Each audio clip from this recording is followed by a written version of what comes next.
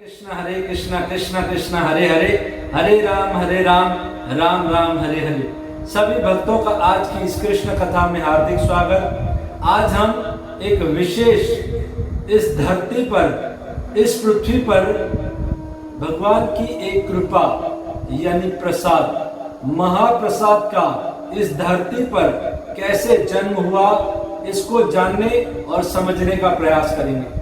प्रसाद की विशेषता अगर सुने, पहले तो हमें प्रसाद की महिमा, प्रसाद का अर्थ क्या होता है उसको समझ लें। प्र यानी प्रभु, स यानी साक्षात, द यानी दर्शन। जिसमें प्रभु का साक्षात दर्शन होता है उसे प्रसाद कहा जाता है। ये भगवान की विशेष कृपा हमारे ऊपर है कि भगवान प्रसाद के रूप में हमारे समक्ष प्रकट होते हैं। शास्त्र बताते हैं, शास्त्र प्रसादे सुप्रसन्नता, सभी जीव प्रसाद से ही इस संसार में प्रसन्नता का अनुभव कर सकते हैं। जो व्यक्ति प्रसाद के बारे में सुनता है, श्रवण करता है या प्रसाद का दर्शन करता है या इस प्रसाद को ग्रहण करता है यानी भोजन करता है, वो व्यक्ति उसमें पवित्रता आ जाती है, शुद्धता आ जाती है और सारे पाप उसके नष्ट हो जाते हैं। ये कथा इस प्रकार है कि एक बार नारद मुनि उद्धव से जब मिले ना, तो उद्धव ने कहा कि मैं तो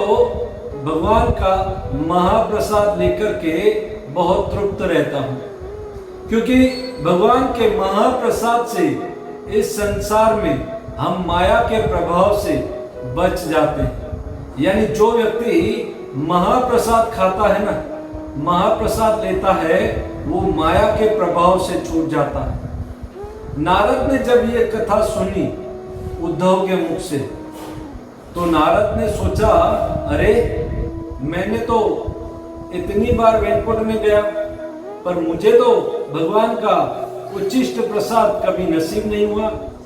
मुझे तो, मेरे साथ तो धोखा हुआ है। मैं अभी वैकुंठ जाऊंगा और मैं इस प्रसाद को, भगवान के उच्चिष्ट को प्राप्त करने का प्रयास करूंगा। नारद मुनि उसी समय वैकुंठ में पहुंचे और वैकुंठ में मां लक्ष्मी से प्रार्थना करने लगे। 12 साल तक उन्होंने वहां पर तपस्या की, लक्ष्मी की अच्छी तरह से प्रेम पूर्वक सेवा की। जब मां लक्ष्मी ने प्रसन्न होकर के नारद से पूछा, नारद तुम्हें क्या चाहिए, क्या इच्छा है तुम्हारी कि मेरी इतनी प्रेम से, निर्मल मन से तुमने मेरी सेवा की है? तब नारद ने कहा, मां मुझे एक वचन दो और मुझे वो वचन, मेरी वो इच्छा को आपको पूरा करना है। लक्ष्मी माता ने कहा, कहो पुत्र तुम्हें क्या चाहिए? तब नारद ने कहा कि मुझे भगवान विष्णु का, नारायण का उच्चिष्ट प्रसाद चाहिए। तब लक्ष्मी घबराकर थोड़ा पीछे हट गई। नहीं, ये नहीं हो सकता, क्योंकि भगवान नारायण ने मुझे किसी को भी अपना उच्चिष्ट प्रसाद देने के लिए मना किया है, मैं ये कार्य नहीं कर सकती। तब नारद मुनि ने कहा, माता अभी अभी आपने मुझे वचन दिया है और अभी आप ऐसी बात करते हैं, आप मुझे कृपया भगवान विष्णु का, नारायण का उच्चिष्ट प्रसाद दीजिए। लक्ष्मी ने कहा, ठीक है मैं प्रयास करूंगी। और कुछ समय के बाद जब मां लक्ष्मी नारायण की सेवा कर रही थी और उन्हें भोजन परोस रही थी, उस समय थोड़े उदास मन से भगवान नारायण के सामने बैठी थी। भगवान नारायण ने जब उनसे पूछा, लक्ष्मी तुम्हारी उदासीनता का ये कारण क्या है?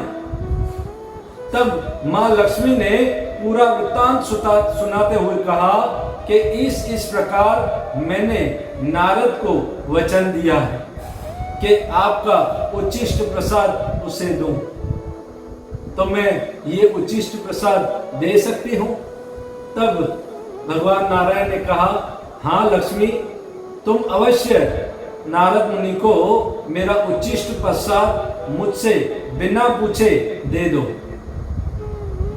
तब जब भगवान नारायण ने भोजन कर लिया, उसके बाद लक्ष्मी ने नारद मुनि को बुला करके बहुत प्रेम से वो प्रसाद खिलाया। नारद मुनि ने जैसे ही भगवान का वो उच्छिष्ट प्रसाद खाया तो वहीं पर झूमने लगे, नाचने लगे। जैसे वो हमेशा नारायण नारायण नारायण पुकारते हैं, तो वो आनंद जो था वो उसका 1000 गुना हो गया। झूमने लगे और इतने झूम उसमें अष्ट सात्विक विकार उत्पन्न होने लगे और इतना झूमने लगे, इतना कीर्तन करने लगे, इतने आनंद भाव विभोर हो गए कि वो हाथ धोना, मुंह धोना भूल गए और अनेक अनेक लोकों में घूमने लगे। भ्रमण करते करते वे कैलाश पर पहुंचे और कैलाश पर भी उन्होंने जोर से कीर्तन किया। धमाकेदार कीर्तन देख करके शिव जी नारद से पूछने लगे, नारद क्या कारण है, इतना प्रसन्न, इतना आनंद तुम्हारे अंदर कैसे आया, मुझे बताओ। तब नारद ने कहा, मैं वैकुंठ लोक गया था और वैकुंठ में मुझे भगवान नारायण का उच्छिष्ट प्रसाद मिला और वो उच्छिष्ट प्रसाद खा करके मेरे अंदर जो आनंद है वो 1000 गुना हो गया। वो आनंद इतना बढ़ गया कि उसकी कोई सीमा नहीं है। तब शिव जी ने कहा, मेरे भाई, तुमने अकेले अकेले प्रसाद ग्रहण किया, मेरे लिए प्रसाद नहीं लाए।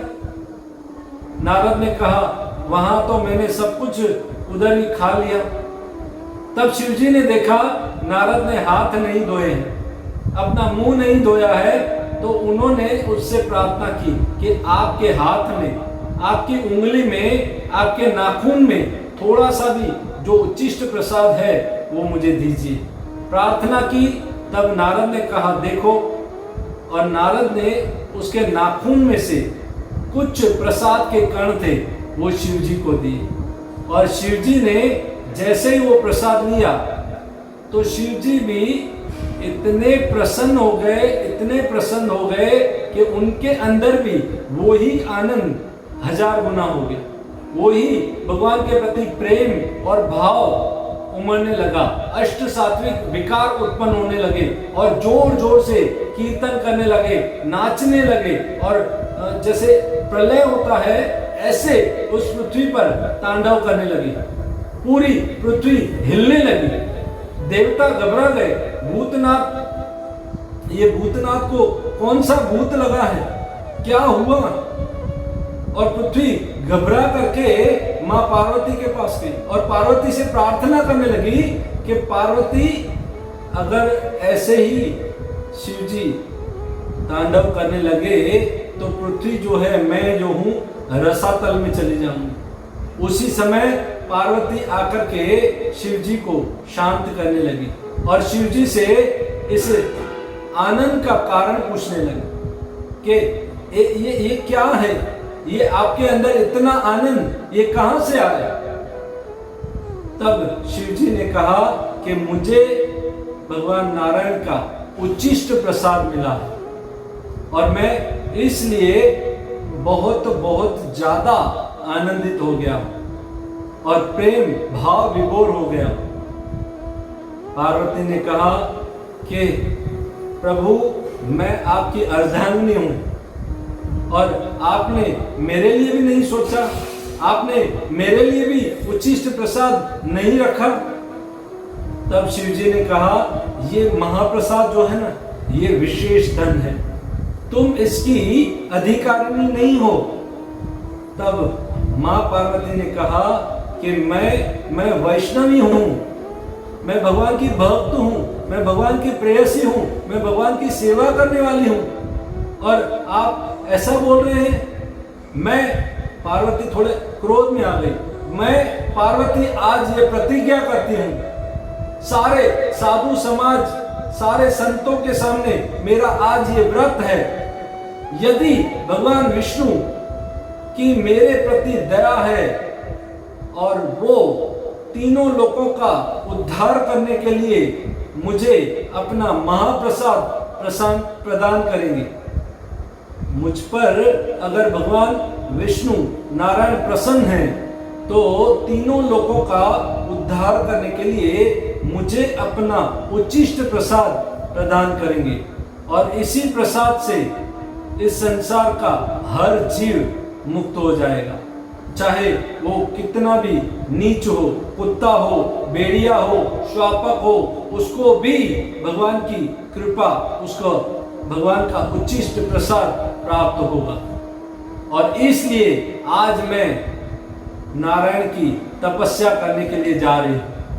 बस फिर क्या था, पार्वती ने तपस्या शुरू कर दी और लंबे समय तक तपस्या की। क्यों की पार्वती ने तपस्या? अपनी इच्छा के लिए नहीं, इस संसार के बद्ध जीवों का उद्धार करने के लिए, इस संसार के बद्ध जीवों का कल्याण करने के लिए। देखिए, वैष्णव का स्वभाव ऐसे ही होता है, वो हर जीव का कल्याण चाहता है। और जैसे ही पार्वती ने उस तपस्या को शुरू किया और लंबे समय तक तपस्या की, तो भगवान नारायण गरुड़ पर प्रकट हुए और प्रकट होकर के पार्वती के ऊपर, पार्वती पर प्रसन्न होकर पार्वती से कहा, पार्वती तुम क्या चाहती हो? जब पार्वती ने भगवान नारायण से प्रसाद के लिए प्रार्थना की तो भगवान नारायण ने कहा, पार्वती तुम उदास मत हो, तुम उदास मत हो, मैं जल्द ही नीलाचल पर दारू ब्रह्म के रूप में जगन्नाथ, बलदेव और सुभद्रा के रूप में इस संसार में प्रकट होऊंगा। और जब मैं इस संसार में प्रकट होऊंगा तो उस समय इस सारे संसार के बद्ध जीवों को प्रसाद दूंगा और प्रसाद के रूप में उन पर कृपा करूंगा और तुम्हारी इस प्रतिज्ञा को मैं जल्दी ही पूरी करूंगा। पार्वती, जब मेरा ये जगन्नाथ, बलदेव और सुभद्रा का देवालय जगन्नाथपुरी में बनेगा, उसी आंगन में तुम्हारा भी विमला के नाम से मंदिर होगा। और सबसे पहले जब मुझे भोग लगाया जाएगा और वो भोग मुझे अर्पण करने के बाद भक्त लोग विमला देवी यानी तुम्हारे मंदिर में तुम्हें वो प्रसाद खिलाएंगे और जब ये प्रसाद तुम्हें खिलाया जाएगा तभी ये महाप्रसाद बनेगा। और ये महाप्रसाद ऐसा होगा कि इसकी गंध मात्र से, इसकी सुगंध मात्र से जीव संसार के सारे बंधनों से मुक्त हो जाएगा। ये ऐसा प्रसाद होगा, जीव सारे पापों से मुक्त हो जाएगा। पापी से पापी जीव भी अगर इस प्रसाद के संपर्क में आएगा तो वो शुद्ध हो जाएगा। पापी से पापी जीव भी, इस संसार का पापी से पापी जीव भी जब इस प्रसाद को स्पर्श करेगा, परंतु प्रसाद कभी भी दूषित नहीं होगा। और तो और क्या, कुत्ते भी अगर इस प्रसाद को मुंह मार लेंगे तो ये झूठा नहीं होगा, ये शुद्ध ही रहेगा। प्रसाद कभी भी अशुद्ध नहीं होगा।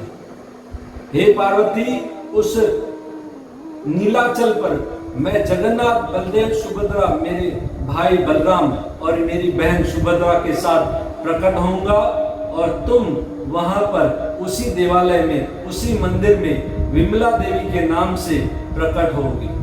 और फिर जब मुझे भोग लगेगा और फिर जब तुम्हें भोग लगाया जाएगा, फिर इस संसार को, सारे संसार को महाप्रसाद जब मिलेगा तो इस संसार के सारे जीव तृप्त हो जाएंगे, समस्त पापों से मुक्त हो जाएंगे। और पार्वती, शिव जी ने, जिसने तुम्हारा अनादर किया है, जो तुम्हें ये कहते हैं कि तुम इस प्रसाद की अधिकारी नहीं हो, उसे इस देवालय में नो एंट्री, उन्हें अंदर आने का प्रवेश नहीं दिया जाएगा।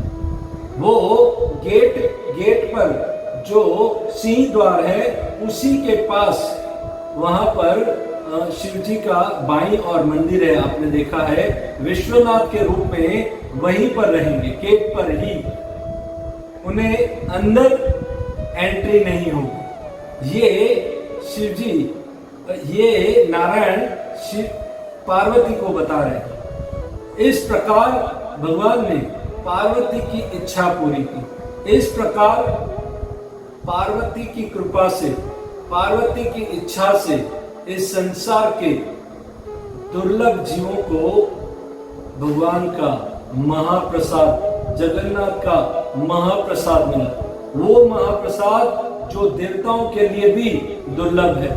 कहा जाता है कि शरीर के अंदर जब ये जगन्नाथ का महाप्रसाद जाता है ना, तो शरीर के अंदर जो पाप है ना, वो पाप रोने लगते हैं और वो पाप इस शरीर में रह नहीं सकते, इसलिए इस शरीर को छोड़ करके भाग जाते हैं। जो व्यक्ति इस जगन्नाथपुरी में आकर के भगवान जगन्नाथ जी के दर्शन करता है, जिसकी बड़ी बड़ी गोल गोल आंखें हैं, और जो भगवान जगन्नाथ जी के महाप्रसाद को ग्रहण करता है, निश्चित रूप से वो पवित्र, शुद्ध और समस्त पापों से मुक्त हो जाएगा।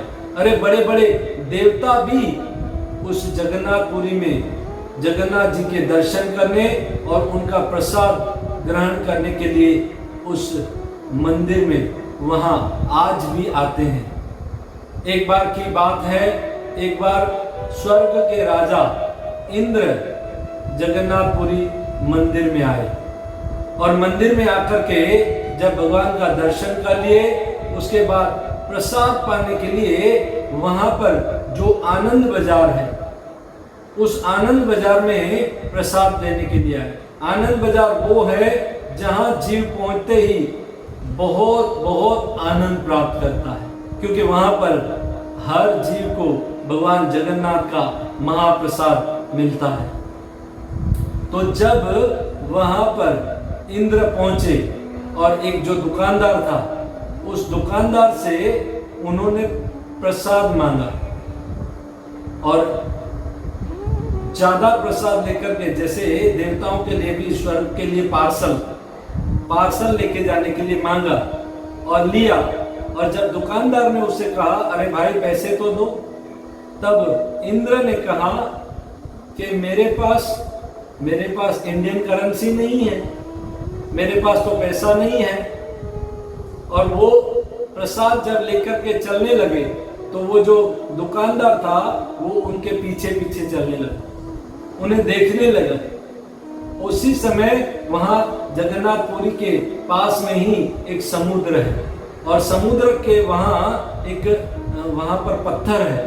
कहा जाता है वो देवताओं को जाने और आने के लिए स्वर्ग का द्वार माना जाता है। तो वहां से इंद्र स्वर्ग के द्वार जाने लगे। जब उस दुकानदार ने कहा अरे मेरे पैसे तो दो, तब इंद्र ने कहा कि मैं स्वर्ग का राजा इंद्र हूं। तब उस दुकानदार ने कहा अगर तुम इंद्र हो तो तुम बारिश करके दिखाओ। तब उसी समय इंद्र ने वहां पर बारिश करके दिखाई और फिर उस दुकानदार को कहा कि मैं तुम्हें ये वरदान देता हूं कि तुम जहां पर बोलोगे उस टुकड़े में बारिश होगी। और फिर इंद्र उसी स्थान से, समुद्र के जहां पत्थर है, वहां से स्वर्ग के द्वार चले गए। वहीं से देवता आते जाते हैं जगन्नाथपुरी में भगवान जगन्नाथ जी के दर्शन करने और प्रसाद लेने। तो दुकानदार जब वापस पहुंचा आनंद बाजार में, उसने सोचा इंद्र ने मुझे ये वर दिया, ये सच्चा है कि झूठा है, मैं इसको ट्रायल करके देखूं। और उसने कहा कि अभी के अभी आनंद बाजार में बारिश हो। तो उसी समय आनंद बाजार में बारिश होने लगी और ये सुन देख करके सभी आश्चर्यचकित रह गए और वहां के राजा को भी मालूम पड़ गए। सब आश्चर्यचकित हो गए और सबको इस दुकानदार ने वो वृत्तांत कह सुनाया। कहने का तात्पर्य ये है कि ये प्रसाद की महिमा इतनी है कि बड़े बड़े देवता, स्वर्ग का राजा इंद्र भी जगन्नाथपुरी में जगन्नाथ जी का प्रसाद लेने के लिए आते हैं और अपने आप को भाग्यशाली मानते हैं। और कोई व्यक्ति इस प्रसाद का अगर अनादर करता है ना तो उसे बहुत कष्ट मिलते हैं। जैसे मध्य प्रदेश में शांडिल्य नाम का एक ब्राह्मण था और उसने जगन्नाथपुरी में जब आया ना, ब्राह्मण था पर उसने देखा कि एक ही प्लेट में, एक ही पत्तल में 5-6 लोग खा रहे हैं और ये प्रसाद जूठा हो रहा है, जूठन हो रही है और उसको ये सब पसंद नहीं आया। इसलिए उसने उस प्रसाद को छोड़ करके अपने परिवार के साथ वहां से चला गया। परंतु कुछ ही समय में उसका परिवार, उसके बच्चे, बीवी सब बीमार पड़ गए और तब ये ब्राह्मण सोचने लगा जरूर मुझसे कुछ अपराध हुआ है। मन में पश्चाताप, सोचने लगा अरे क्या हुआ है। तब उसे पता चला मैंने जगन्नाथ जी के प्रसाद का अनादर किया है और उसी समय वापस जगन्नाथपुरी आए और जगन्नाथ जी का प्रसाद लिया और अपने घर में सभी के साथ बैठ करके खाया। तब वो घर परिवार के सारे सदस्य फिर से प्रसन्नचित और सुखी हो गए, सब बीमारी से मुक्त हो गए। कहने का तात्पर्य है कि हमें प्रसाद का कभी भी अनादर नहीं करना चाहिए। चैतन्य महाप्रभु बताते हैं, ये तो हमें जगन्नाथपुरी में भगवान जगन्नाथ जी को जब भोग लगता है उसके बाद विमला देवी यानी पार्वती को भोग लगता है और पार्वती को भोग लगने के बाद ये प्रसाद आनंद बाजार में आता है और सभी जीवों को मिलता है। यानी पार्वती जी का उच्चिष्ट महाप्रसाद हम सबको मिलता है, इसे कहते हैं महाप्रसाद। चैतन्य महाप्रभु बताते हैं भक्ति के 3 महाबल, भक्ति के 3 महाबल, भक्त पद रज, भक्त पद जल और भक्त उच्चिष्ट। भक्त पद रज यानी भक्तों के चरणों की रज, भक्त पद जल भक्तों के चरणों का जल और भक्त उच्चिष्ट यानी भक्त जो खाता है, जो प्रसाद महावैष्णव महान भक्त खाते हैं उनका उच्चिष्ट अगर हमको मिल जाता है तो वो बन जाता है महाप्रसाद। और ऐसे प्रसाद को जब जीव ग्रहण करता है तो भक्ति में आसानी से भगवान को प्राप्त करता है। ये भक्ति के 3 महाबल। नारद मुनि साधु संतों का चतुर्मास में उच्चिष्ट खाकर के ही नारद मुनि बने।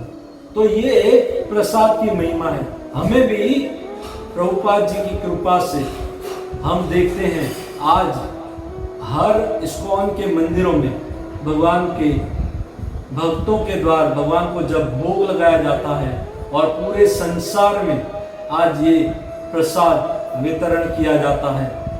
लगभग 10 लाख गरीब बच्चों तक ये भगवान जगन्नाथ जी का प्रसाद रोज पहुंचता है। और कितने वैष्णव भक्त जो आज इस्कॉन से जुड़े हैं, कितने भक्त जो आज इस्कॉन से जुड़े हैं, वो अपने घर में भगवान का मंदिर बना करके रोज भगवान को भोग लगा करके प्रसाद को ही ग्रहण करते हैं। और जो व्यक्ति प्रसाद को ग्रहण नहीं करता है और भोजन सिर्फ करता है, वो भोजन नहीं, वो पाप खाता है और उसके विचार भी फिर पापी बनते हैं। उसका मन, बुद्धि, विचार वो दूषित हो जाते हैं। परंतु जो प्रसाद खाता है, प्र यानी प्रभु, स यानी साक्षात, द यानी दर्शन, प्रभु की साक्षात दर्शन उस प्रसाद में, प्रभु की साक्षात कृपा उस प्रसाद में आती है और उस जीव का कल्याण करती है। तो यही है महाप्रसाद के जन्म की कथा। बहुत बहुत धन्यवाद। हरे कृष्ण। श्रील प्रभुपाद की जय।